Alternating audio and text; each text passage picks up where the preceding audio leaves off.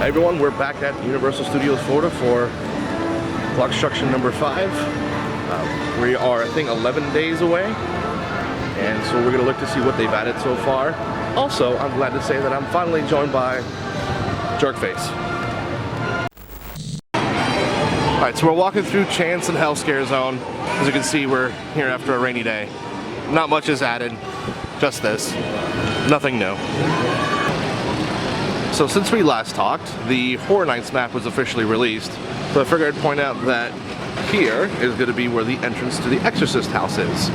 And as we pan on down the stage, over by that store, is going to be the entrance for Ghost Town.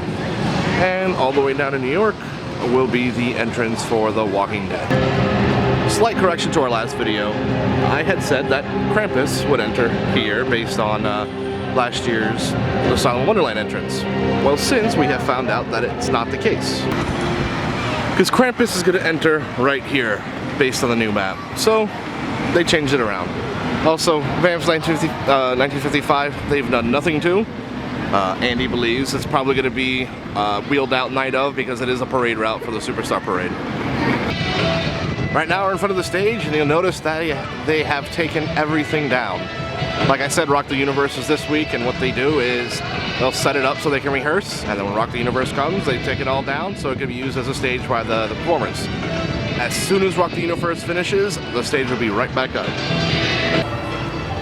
Right now we're in Lair of the Banshees, and since last time they added that, well, that was there before, but since they've added all that, now they've added these little guys. Here's another look of the wall. With vines, and I'm pretty sure Scare Actor will be probably hiding behind here during the night. A wild hate to fly approaches. And I also want to point out that still, the pumpkins have not shown up. At this point, I don't think we're getting them. And this is how you can tell Horror Nights is right around the corner, because they have added pop-up bars all around the parks. You go to the other side. Over here is where they usually have a store and food. Another pop-up. Pop-up. Also, pop-up. Pop-up. Since we're walking through Springfield, figured I'd take the time out to point that this is an area used for roaming scare zones. Basically, roaming scare zones, for those unfamiliar, are actors not assigned to any one location, technically. So there's no theming, no nothing, just scare zones roaming. They haven't exactly confirmed what scares or what actors will be used for the roaming scare zones, but I'm sure we'll find out soon. Alright, so I get the pleasure of introducing you guys to what is probably going to be the Chance House entrance right here, which is also a seeing eye dog or service dog entrance, so they can go back there and use the facilities. So it's interesting. But here's the most interesting part, and could be the worst part. I'd like to introduce you to what I am going to name the Horror Nights version of I-4. So you've got the house here, right?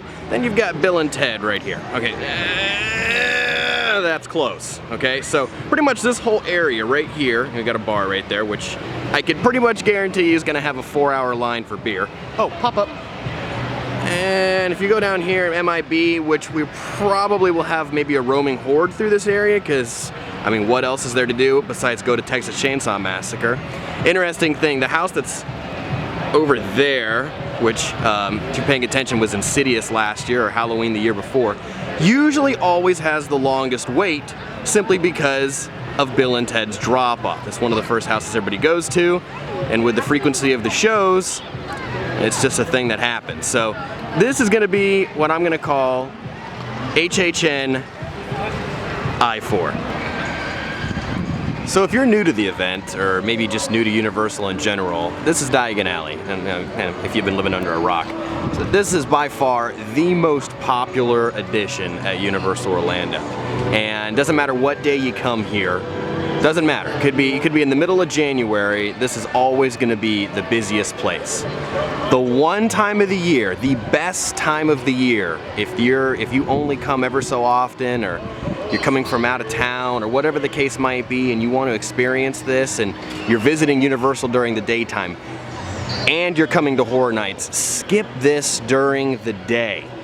in my opinion, if you've never done this, because if you go to this area during Horror Nights, you might be the only one inside Diagon Alley, because with Horror Nights being such a local-based event, nobody goes into Diagon Alley here. So just keep that in mind. Well, I can finally say, after a couple of videos of doing this, nothing has been added to Dead Man's Wharf. So this is all that we're getting.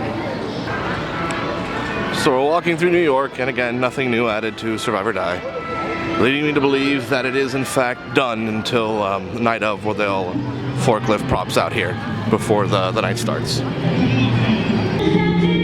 It never fails that when I try to record something, some show is going on. That's singing in the background.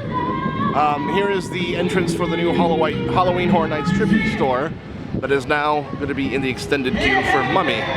Last year you would have seen it over at the Twister store, but since Twister is no more, that's why they moved it. According to the newsletter, it opens September 14th at 9 o'clock in the morning, and that's only going to be for pass holders exclusively, so they get first dibs on merch. Alright, so God, the show keeps going on.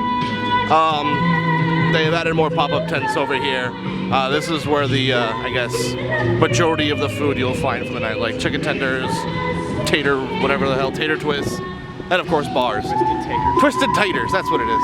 And rumor is apparently they might have their own seasonal brew this year, so we'll see. And it's getting windy and stormy again. Yeah, we're about to wrap this up. So we're done here. We probably only got a few more updates left because we're only 11 days or something. Good, thanks for helping out. We're 11 days out, so I'm probably gonna do 1, 2, possibly 3 before next Friday. I'll definitely be here for the opening of the store. But as always, thank you for liking our videos, commenting, and of course to our new subscribers, thank you. And yeah.